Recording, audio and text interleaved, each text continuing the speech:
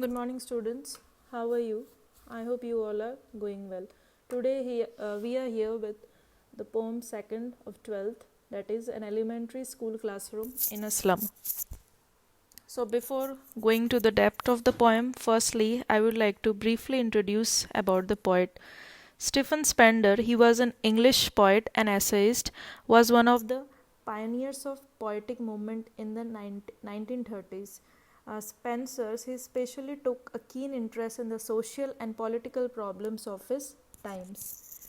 His major stream of works is on social justice and the class struggle. This poem, An Elementary School Classroom in a Slum, it was a part of a book named The God That Failed, and it was written in 1949. Okay, now I'll give you a brief detail about the poem, the features of the poem. It is a lyrical poem. It is about the young children, those who are studying in the slum school. The poet has basically described about the unpleasant lives, about the pathetic condition of the poor children in the slum. He also has highlighted the importance of education in the life of a person, as well as the significance of the role of teachers. Now, what is the theme of the poem? In an elementary school classroom in a slum, the poet beautifully brings out the themes of social injustice and class inequalities. Again, he have also described another theme which is running parallel in the poem, and that is poverty. The poet creates an image of children in poverty.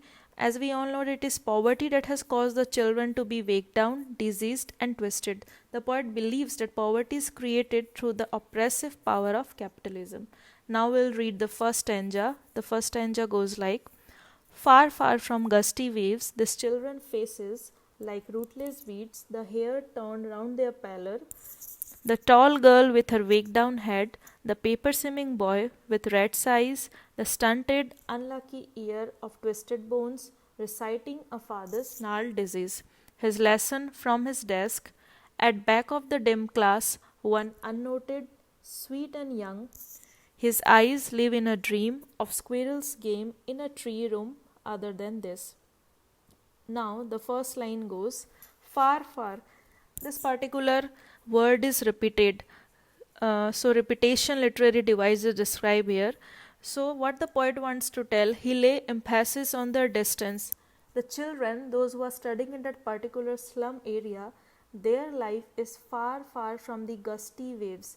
Gusty here indicates strong waves. Means, as we all know that childhood, it is the time when we are filled with enthusiasm, lot of activeness and stamina, but this particular characteristic is missing in the life of this particular slum children, because they are in the environment of slum where they are not getting any opportunity for their overall development. Now the faces of the children are very far from being energetic as they should be. Next, the poet is telling, he has described a line like rootless weeds, use of simile. How we know that it is a simile? Because of the usage of the term like here. Rootless is without a foundation of values, weeds being unwanted. As we all know that weeds, what are weeds? Weeds are considered as an unwanted plant in the garden, and they are cut off or they are completely neglected. Similarly is the case with the slum children. The slum children, they are considered as neglected or disadvantaged sections of the society, so they are also neglected. The children are unwanted and without any bindings, their hair is smeared all over their pale faces. So as the line goes, that their hair torn round their pallor. Their hair is not properly combed, they are not properly groomed, and they are scattered over their pallor. Pallor here means pale faces. Why their faces is pale? Because they are undernourished and they are the victim of malnutrition. They are not getting proper nutrients because of poverty. Now, in the same stanza, the poet has given the description of the children in the classroom. The first child which has been described is a tall girl. Probably she could be older for the class in which she is studying. Her head is hung low due to burden of poverty. Though she is sitting in the class physically, but she is mentally absent. Why? Because continuously she is thinking about the extreme poverty she is facing in her life. As a result, her head is overburdened with poverty. Next, another child has been described, and that particular child has been called paper swimming boy. Again, it is a metaphor to describe the boy, that is, his skin is as thin and white as a paper. Again, why he is as thin as a paper? Again, the same reason, that he is not getting enough nutrients for his proper development. Again, the same boy, his eyes has been compared to that of a rat size. So rat size is another metaphor to indicate the expression of his eyes being greedy. As the rats, they are always in search of food or some other particles. Similarly is the case with the boy. As he is poor, he is not financially stable. That's why his eyes is always in the search of food or security, because his future is insecure. That's why he is hoping that his future will be stable someday. Again, another boy has been described who is having deformed body, which probably he has got in inheritance from his father. He cannot stand and he is reciting the lesson from his seat, and his voice is completely weak and mellow. Why? Because he is continuously thinking about his father's null disease. His father has passed on his disease to his son and inheritance. Basically, what happened? The normal children, they get wealth or property or whatever good things in inheritance. But these poor children, they are getting diseases, poverty from their ancestors as inheritance. Now again the poet is telling about the atmosphere of the classroom. The classroom, it is dark and poorly lit because the infrastructure is completely poor or underdeveloped, because it is located in slum and nobody pay any heed in the slum area.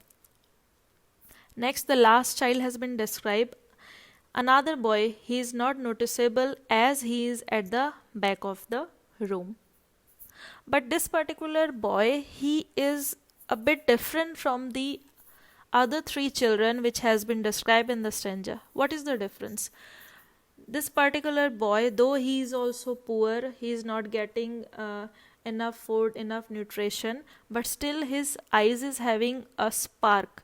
He is dreaming.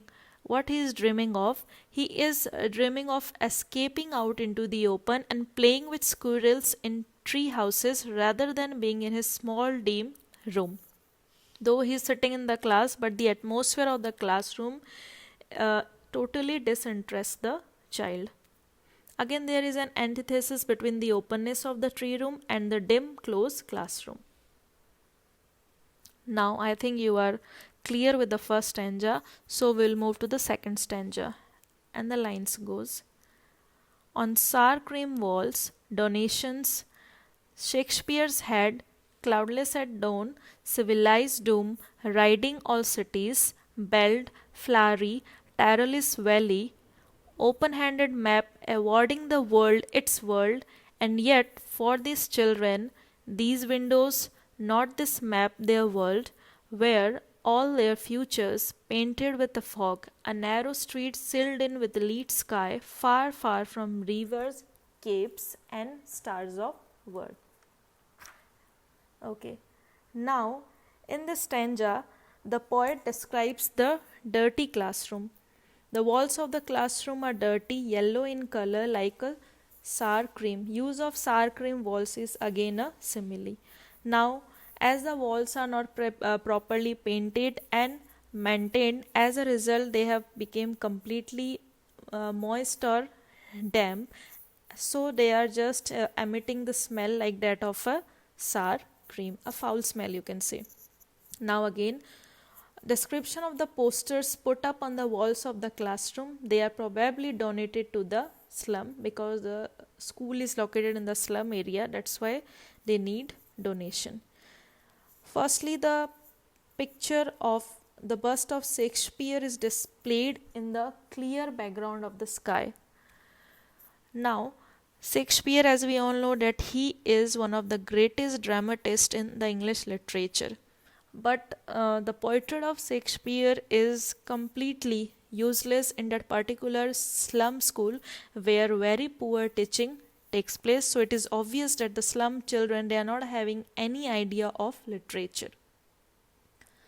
Now, he is considered, Shakespeare is considered to be the symbol of culture, education, and intelligence all over the world. We know that. So, again, what the poet is telling that uh, his bald head has been compared to the rising sun, as it spreads light in all lives, just as the sun spreads sunlight in all the cities. Now, the next poster is that of the beautiful Tyrolese Valley, full of churches and flowers, which symbolizes the beautiful creation of nature, which is missing in the slum area. The children, they could only see the pictures in the map, but in reality they couldn't explore such beautiful sights. Okay, another one is map of the world.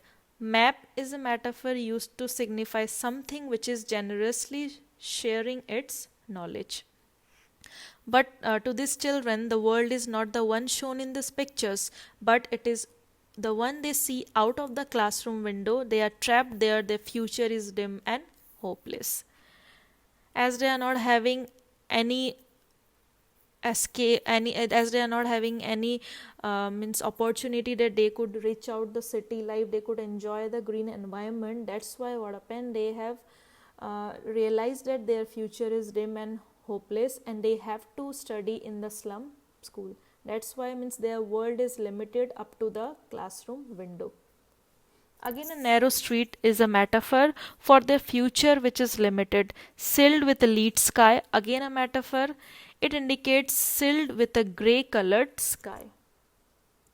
The children have a dark future as their options in life are limited and are covered with dismay. Far, far. Repetition means very far away. These children, their life is very much far away from the seaside, and the stars means that as the stars shine in the dark sky, similarly the light of knowledge could brighten these children's future, but they are very far away from it. Okay, student, it's all for today. In the next video, we'll go with the last two stanza of the same poem. Thank you and have a good day.